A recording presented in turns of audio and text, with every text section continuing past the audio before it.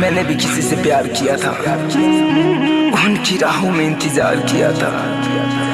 हमें क्या पता भूल जाएंगे हमें। कसूर उनका नहीं मेरा ही था, जो एक बेवफा से मैंने प्यार किया था।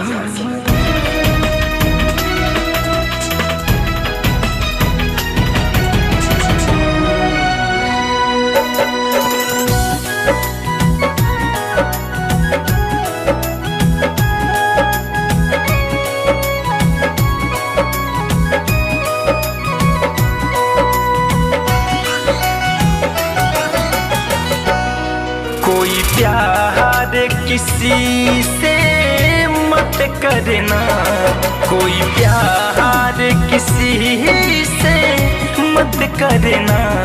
सच कहता हूँ पछताओगे, जब दिल की दर्द बढ़ जाएगी, जब दिल की दर्द बढ़ जाएगी। आंसू के सिवा कुछ ना पाओगे। कोई प्यार किसी से मत करना, सच कहता हूँ पछताओगे।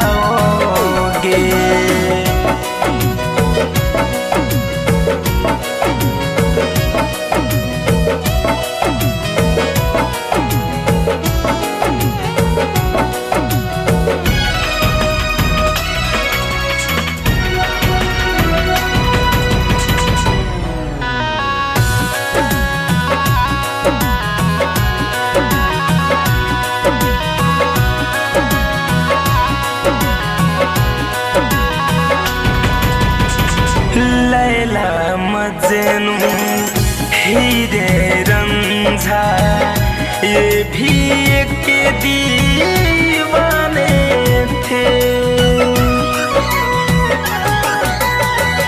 क्या क्या गुजरी सबके दिल पे, खा के ठोकर सब जाने थे। ये दर्द भरा एक मेला है, ये दर्द भरा एक मेला है। जिंदगी भर ढूंढ ना पाओगे। कोई प्यार किसी से मत करना, सच कहता हूँ पछताओगे।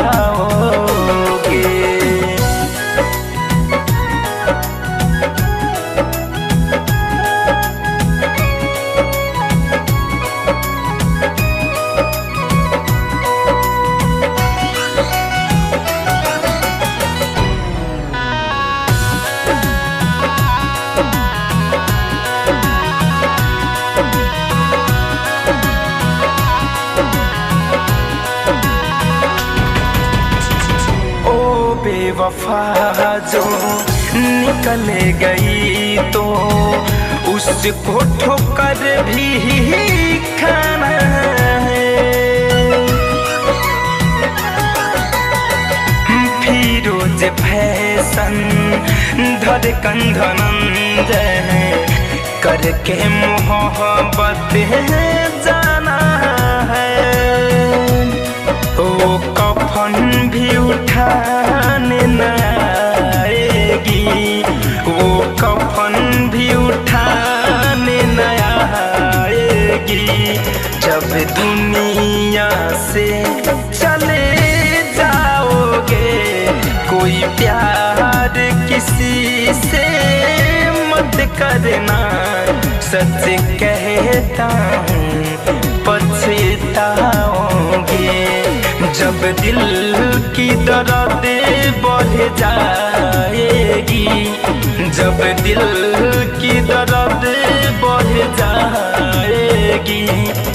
आंसू के सिवा कुछ ना पाओगे। कोई प्यार किसी से मत करना, सच कहता हूँ पछताओगे।